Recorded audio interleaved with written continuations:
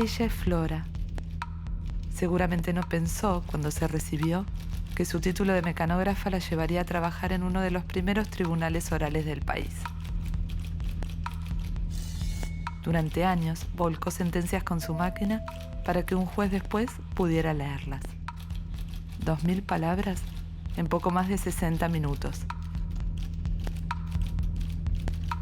Flora lleva escritos cientos de oficios, cédulas, exhortos, edictos, actas, expedientes, porque la justicia está hecha de palabras y de papeles. Algunos pesan más que otros, depende de quién los firme o del momento que representen, como sucede con los fallos y las denuncias.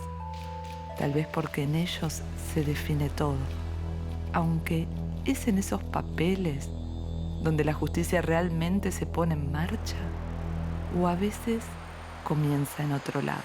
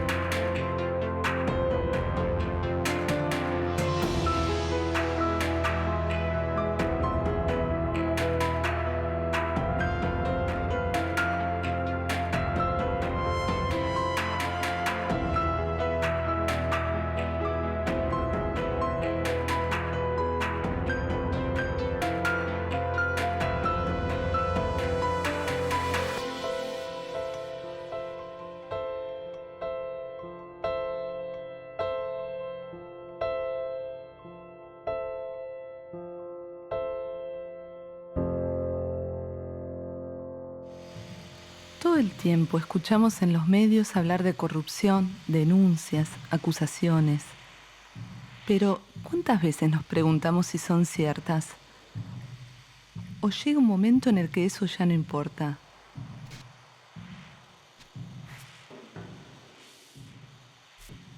Imagínense, instalan una historia y esa historia se replica. La escuchamos en un lado, la vemos en las redes, nos la cuenta un vecino, la repite alguien de nuestra familia.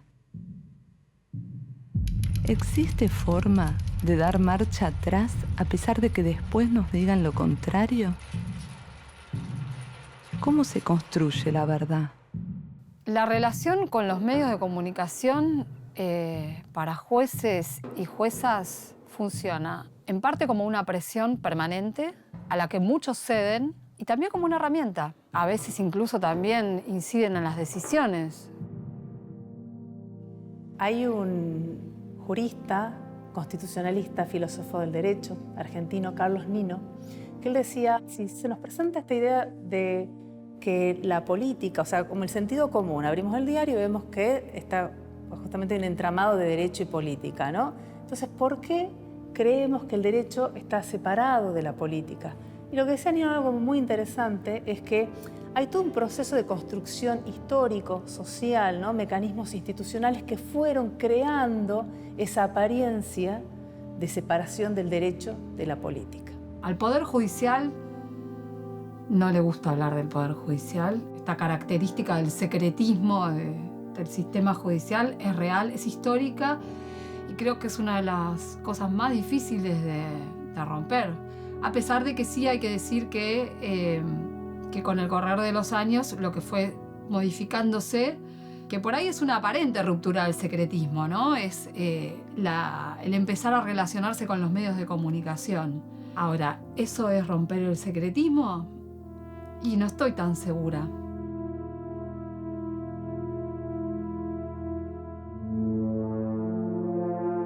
El formato del poder político en la Argentina, el ejercicio del poder, más allá de los gobiernos de turno, requiere una cuota de impunidad. quiere decir que se pueda violar la ley y que no haya castigo por ello. Ahí hay dos problemas. Un problema es la mezcla de justicia y política. Y tiene que ver básicamente con que al principio los políticos decidieron no resolver los conflictos políticos con criterios políticos porque son muy fuertes. Un problema en una coalición de gobierno supone una dimisión, supone una renuncia, supone cosas que son muy costosas dentro de los espacios políticos y prefirieron depositarlo en la justicia, para que la justicia resuelva esos conflictos. Eso también tuvo una cierta zona de confort para las élites políticas, pero también les demostró a los sistemas judiciales que el poder de administrar un proceso penal, por ejemplo, también es una carta muy importante y politizó demasiado la justicia. Lo que me parece que es nuevo, lo que me parece que es novedoso, es la articulación que tiene ahora el uso de la ley como un arma. Lo judicial es un poder político. Eso de hablar de poder no político del Estado es una contradicción. Cada sentencia es un acto de gobierno. El expresidente Rafael Correa fue condenado a 8 años de prisión. El juicio político al presidente del Paraguay, Fernando Lugo, a quien se responsabiliza por una masacre ocurrida la semana pasada en una hacienda. El proceso que culmina con la destitución de Dilma Rousseff comenzó con la denuncia de 3 abogados que acusaron a la presidenta de hacer trampas con el presupuesto. El expresidente de Brasil, Luis Inácio Lula da Silva, fue condenado por el juez Sergio Moro en una causa por corrupción pasiva y lavado de dinero.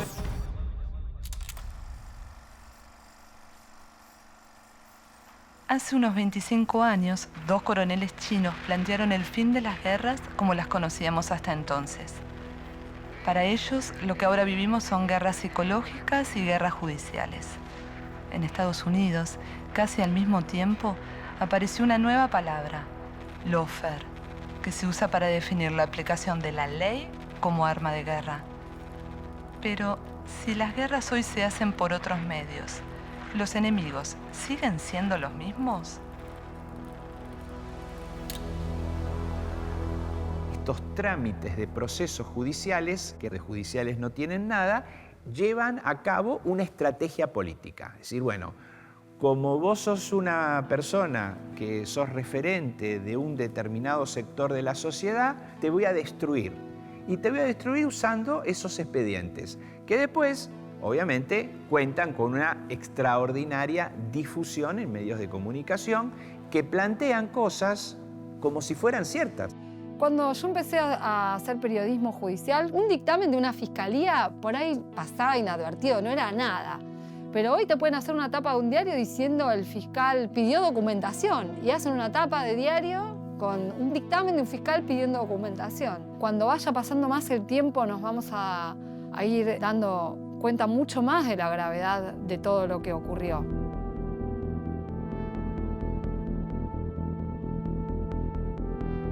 La causa conocida como dólar futuro fue paradigmática en justamente este proceso que se inició de utilización tan grosera política de las causas judiciales.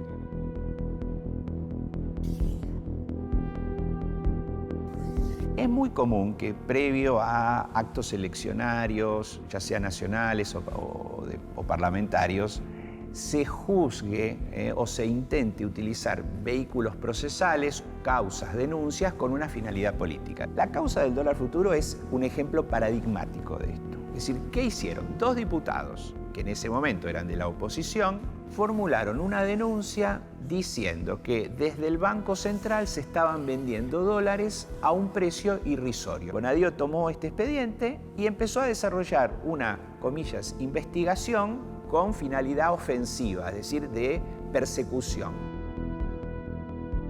La causa se inicia con una denuncia el 30 de octubre del año 2015. Si nos ubicamos temporalmente, quedaba en ese momento el balotaje para las elecciones presidenciales. Mauricio bailó como lo hace siempre, y realmente La denuncia contra el directorio del Banco Central se presentó 5 días después de la primera vuelta entre Mauricio Macri y Daniel Scioli. 4 meses más tarde, Cristina Fernández de Kirchner fue citada indagatoria, entre otros, con su ex ministro de Economía, Axel Kicillof. Pero, ¿qué era realmente lo que se estaba investigando? El mercado de futuros es una herramienta monetaria que nació hacia el 1900, cuando nuestro país era uno de los productores de granos más grandes del mundo. Fijar contratos a futuro le daba a los exportadores más certidumbre y los preservaba de cualquier oscilación brusca en los precios. Eran años en los que el país estaba construyendo sus normas y sus instituciones, pero también quebrándolas. Y la justicia no sería ajena a todo eso. 4 días después del derrocamiento de Hipólito Yrigoyen, la Corte Suprema se reunió para firmar lo que se denominó la Acordada del 30, un texto que apoyó el régimen de Uriburu defendiendo el uso de la fuerza para asegurar la paz y el orden. Algo así como los cimientos de lo que luego se conocería como la doctrina de facto. La Corte de 1930 no pensó en las consecuencias de su acción. La acordada del 30, esa acordada infame de la Corte Suprema, marca un punto de quiebre, de ruptura, e inaugura una tradición nefasta, ¿no?, de convalidación justamente de las medidas, de accionar, digamos, de gobiernos ilegítimos. Porque lo que hace la Corte ahí se anticipa a cualquier planteo judicial, a cualquier caso, diciendo algo así como que los particulares no van a tener éxito en cuestionar este nuevo régimen porque lo que está haciendo este régimen detenta la fuerza, o sea, tiene el poder porque tiene la fuerza. En nuestro país, la justicia fue concebida para custodiar una determinada interpretación de la ley que es compatible con los intereses de la élite política y económica que fundó el Estado Nacional. Entonces tuvo una presencia muy fuerte en todos los quiebres de la Constitución que tuvo la Argentina. El 16 de septiembre de 1955, un golpe derrocó al gobierno de Juan Domingo Perón. Esta vez, a diferencia del 30, la imaginación institucional sería más grande. Siempre se habla de la proscripción, la persecución política, las denuncias en los medios. Lo que no muchos conocen es el papel que tuvo la Comisión Nacional de Investigaciones. Creada por decreto, su función fue investigar y proveer datos a la justicia que derivaron en cientos de causas y expedientes contra el gobierno derrocado. El número fue tan grande que esos documentos llegaron a ocupar más de 200 metros de estantes en el Archivo General de la Nación. Hoy no se dan golpes de Estado muy clásicos, no son ejércitos, no son militares, se dan golpes de Estado soft, destituciones a partir de... y persecuciones que, ya no se hacen poniendo personas a disposición del Poder Ejecutivo, sino que se le inventan procesos. Para mí no existe el lawfare en Argentina.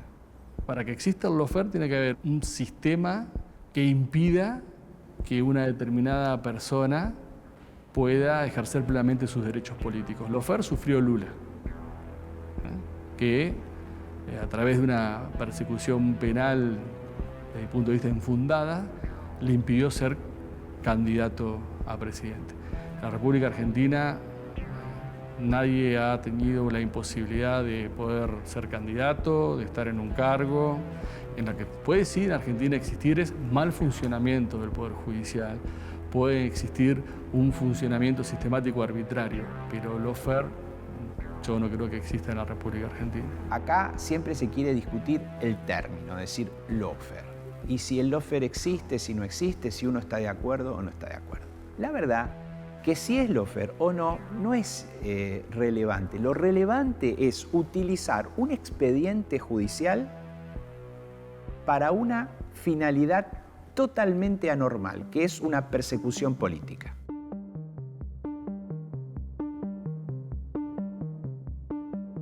La inteligencia fue parte del lawfare, porque todos los jueces, sobre todo los jueces federales, tenían su espía amigo.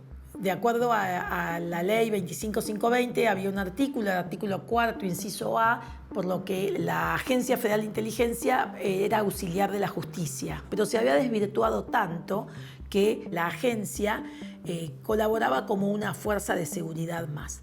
Pero además de eso era que cada agente tenía su juez amigo, cada juez amigo tenía su agente de inteligencia. Entonces había un intercambio de información.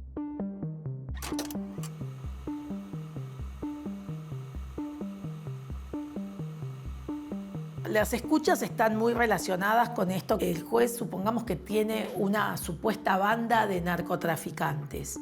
Ponía 8 teléfonos de los narcos para ver qué podía escuchar y un teléfono que era de otra persona. Y los mandaba a escuchar. Cuando llegamos acá, la gente cobraba el sueldo en un sobre, en papel, la plata en efectivo. Y eso daba lugar a cualquier cosa. Lo mismo lo de los nombres supuestos. Y eso ya ninguna agencia del mundo se maneja de esa manera. O sea, por supuesto que hay una parte secreta, pero la idea de todas las agencias modernas de inteligencia es ir hacia una inteligencia estratégica, teniendo en cuenta los recursos naturales, teniendo en cuenta la defensa de la nación. O sea, la agencia tiene que servir para cuidarnos, para cuidar al país, no para espiarlo.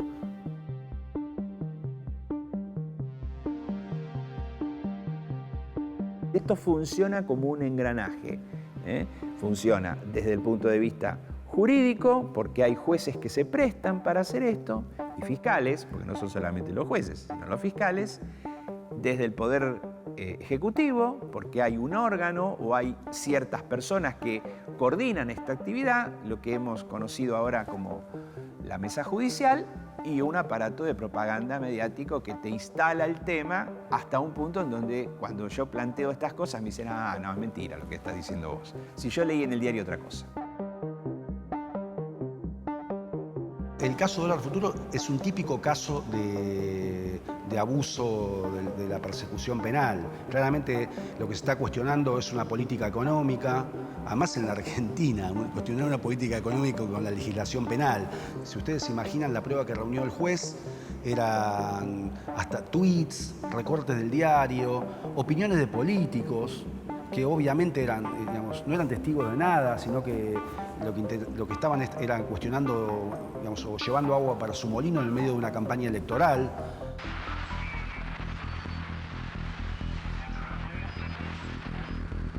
Va a ser citada la expresidenta Cristina Kirchner por el tema del dólar futuro. Hay quienes piensan, me incluyo entre ellos, que en este caso se está jugando una decisión de política económica, ¿no? Muy polémica, que fue perjudicial para el Estado, pero de política económica. ¿Cuál es su opinión? Bueno, yo fui uno de los denunciantes de eso. Por eso se lo pregunto. De esa operatoria. Yo no pensaba que tenía que ver la presidenta, de hecho en la denuncia nuestra no figura en absoluto la presidenta.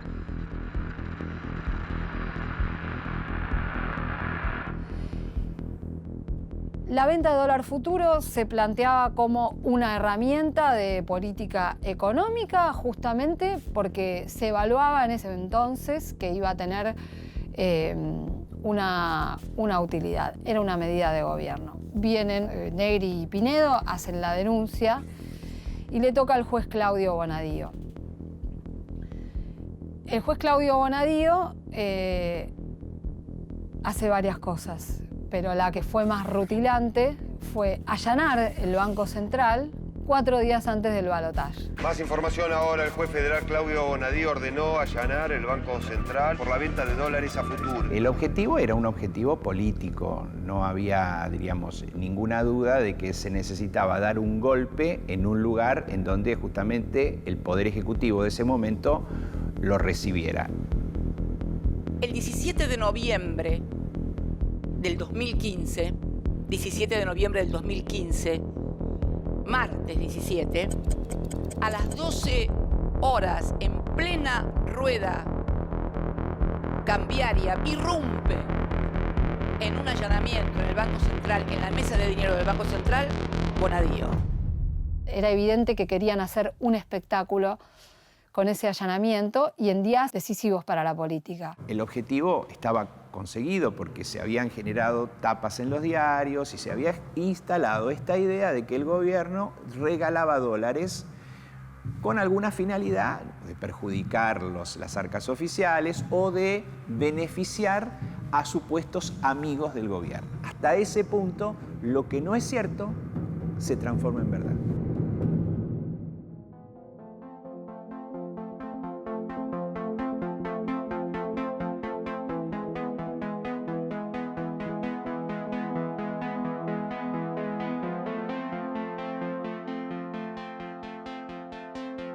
Una de las cosas que planteamos cuando nosotros fuimos a la audiencia es, miren, hagamos una pericia contable, porque si ustedes dicen que hubo una defraudación, es necesario probar de una manera objetiva eso con un elemento de prueba serio. Es decir, un perito, alguien que tiene un conocimiento especial, tiene que analizar los balances, analizar estas operaciones y determinar si hubo o no hubo perjuicio. Bueno, obviamente se negaron a hacer esa medida de prueba y cuando llegamos a la Cámara de Casación, en la Cámara de Casación se hizo una audiencia oral y pública. Lo que se mostró en esa audiencia es que había una pericia contable que determinaba claramente que en este caso no había habido perjuicio, es decir, que no teníamos ningún elemento para decir que esa política había generado una actividad que estuviese sancionada en el Código Penal. Hay una cuestión paradojal, porque la única manera de demostrar que hay lawfare en un caso o hay un delito efectivamente cometido, en definitiva es una decisión que tiene que tomar un tribunal en el que confiemos. En la Argentina existen tres justicias: la justicia federal, las justicias provinciales y Comodoro Pi.